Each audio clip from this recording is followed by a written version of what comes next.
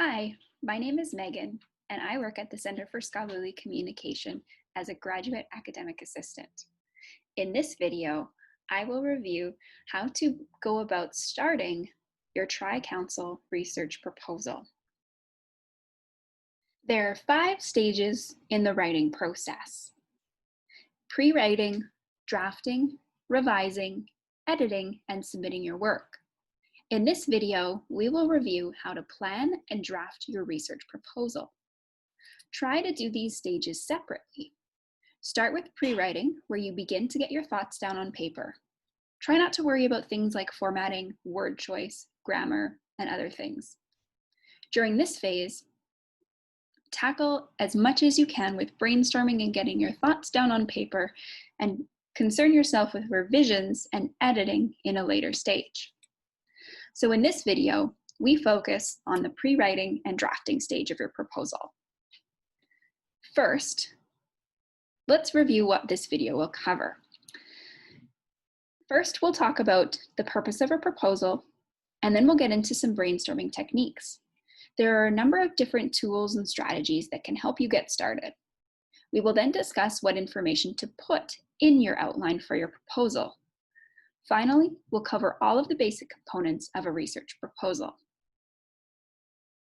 So why write a proposal anyways? What does a proposal even do? Essentially, it is a device where you can communicate with others about your proposed project and your plan for this project. It will cover the general scope of your project, including your research questions, as well as your research methodology and the overall significance and implications of your project, as well as necessary features like timeline or qualifications. Essentially, you are answering questions like what you want to study, how you will study it, why it needs to be studied, and where, when, and who will study. So who intends to do it, where you intend to do it, and what's the timeline for your project. They are typically developed closely with your supervisor. The purpose of a proposal is to justify and plan your research project. So this involves doing a thorough literature review and introducing the reader to your topic. You want to show how your project contributes to the field with your literature review. You also want to include a statement of significance that will highlight why your project is important. You want to be able to demonstrate to a supervisor, committee, or granting body that you understand how to conduct your research within your discipline in a reasonable amount of time. Therefore, it's really important to articulate your methodology and timeline well so the reader knows what it is that you're doing and that it will work in terms of a project or plan. So now we know what the purpose of a proposal is. How do we get started? First, when you start brainstorming, write down on the sheet of paper in front of you or type on your laptop or computer, what is your topic? What do you know about your topic already? What can you tell us in one sentence? What is your discipline and what is your area that you're focusing on? Second, jot down what you would like to know about your topic. What's information that's missing? What are the gaps in knowledge in your field? Third, why would it be important to know that about your topic? How will it help other people or the earth, the environment? What will be the outcomes? Fourth, jot down how can you go about knowing that?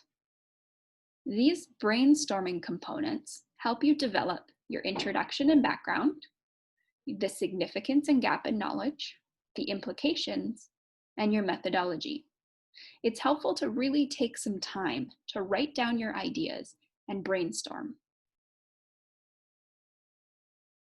After you've brainstormed, it's helpful to slide all that information into an outline. In the outline, you'll typically have these components in a proposal. You'll have an introduction and a background where you synthesize and discuss relevant literature, which will help provide context for the reader. You might then have a statement of problem and significance. This might include implications, or it might include why it's important to study what you're studying. Next, you might have a research plan, which includes your research questions, your hypotheses, the design, methodology, what type of data analysis you will run, your expected findings, timelines, and potentially discussing any challenges that might occur and how you will resolve them. Next, you'll have a statement that describes the implication or why it's important to study what you're studying. Finally, you can conclude with references, and for the CGS Tri-Council, you won't need any appendices, but it's something to consider what's relevant information that might be needed for a proposal in general. With Tri-Council proposals, you don't have a lot of space. It's recommended that you break your proposal into sections and have subheadings, or have very distinct paragraphs that touch on each of these sections. There is tremendous variety in how successful proposals set their research up, so I would encourage you to take a look at some of the successful examples we've posted on this Canvas module. I would recommend starting with the section you are most excited about and build from there. Do you know how you're going to study or do your project? Do you know your topic inside and out? Do you have your research questions already? You don't have to start at the beginning with the introduction. Start where it makes sense for you. In terms of what needs to go into your proposal, consider your background information. You want to engage the readers, get them excited about your project. You also want to make sure that they understand the general territory in which your project is placed.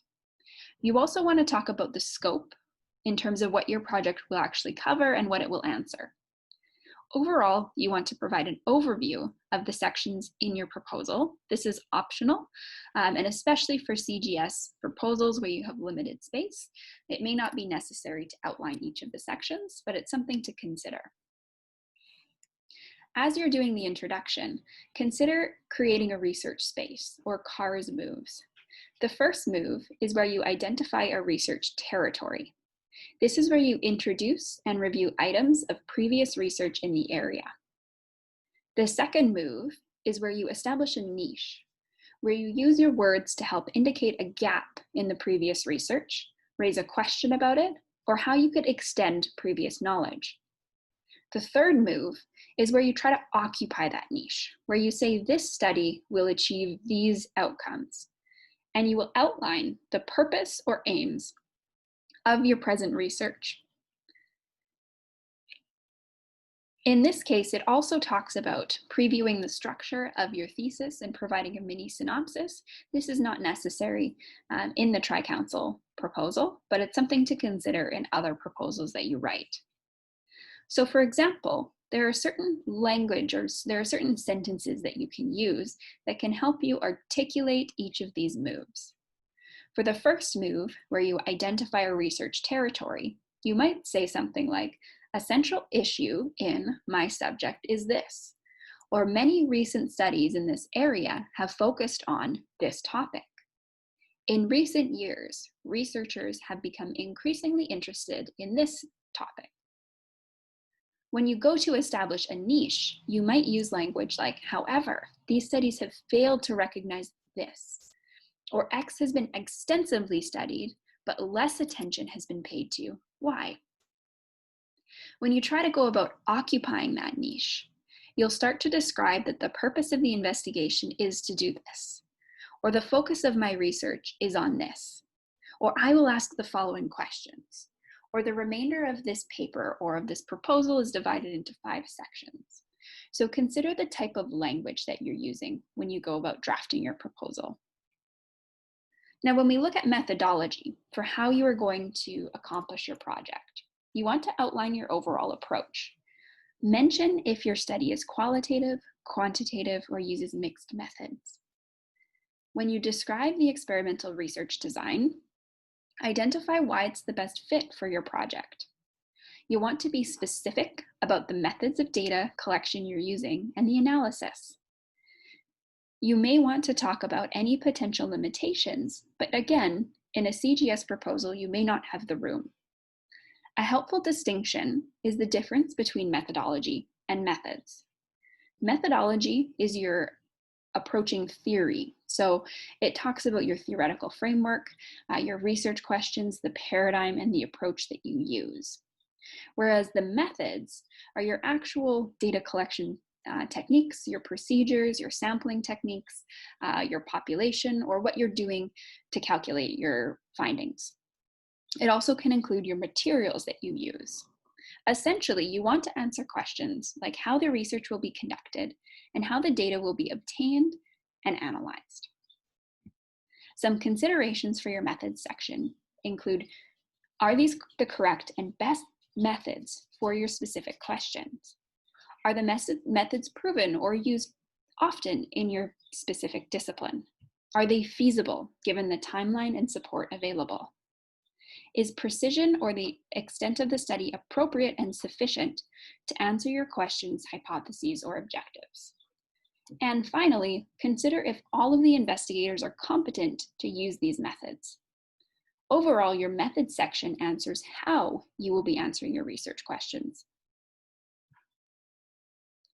Finally, and arguably most important, is you want to convey to your audience what the importance of your project is. So this involves highlighting the significance of your research, where you discuss any expected results, what the results will provide, and what they mean to society at large. You want to emphasize the significance of your research and how it will impact the field. It's important to consider if someone from outside of your discipline will understand the impact that you feel your project has. So in order to discuss the implication and significance, you might have a section about significance or about the statement of problem, where you explain the usefulness and benefits of the study to a lay audience. It could be integrated into the introduction, or it could be a standalone section. Here are some tips for writing this section, as its importance cannot be understated. Consider the big picture that motivates your work. Consider the gaps that need to be filled and what's missing. And state the value of your work.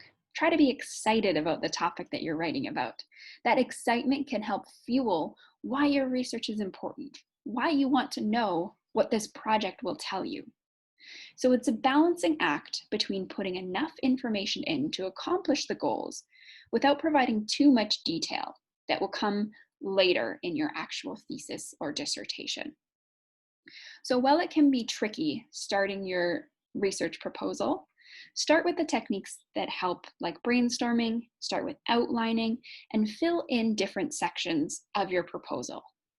Try to recognize that there are common elements to proposals that you can build from, and that can help you overcome that weary feeling of starting to write your proposal. So hopefully this video gave you some tips, gave you some ideas, or at the very least gave you some motivation that you can start drafting, brainstorming, and writing your research proposal. Thank you.